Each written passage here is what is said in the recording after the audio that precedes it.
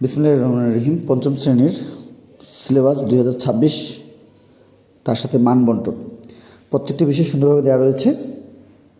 সরকারি প্রাথমিক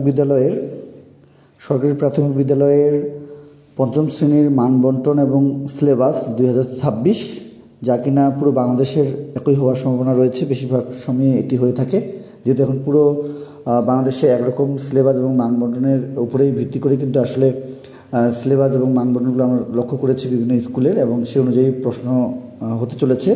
এবং আমরা প্রশ্ন তৈরি করেছি পঞ্চম শ্রেণীর সকল বিষয়ের প্রশ্নের সেট বা সিলেবাস যদি আপনারা এমনভাবে পেতে চান, কম্পিউটার টাইপ করা পেতে চান বা পিডিএফ পেতে চান, আমাদেরকে জানাবেন, আমরা দেওয়ার চেষ্টা করবো ইনশাল্লাহ। তো দেখে দেওয়ার চেষ্টা করছিলাম পঞ্চম শ্রেণীতে যারা পড়াশোনা করছে তাদের সরকারি প্রাথমিক বিদ্যালয় এবং অন্যান্য বিদ্যালয়গুলোর সিলেবাস এবং মান বন্টন 2026 নতুন নতুন বিষয়গুলো পেতে অবশ্যই আমাদের সঙ্গে থাকবেন এবং অন্যদেরকে দেখার সুযোগ করতে শেয়ার করবেন। ধন্যবাদ।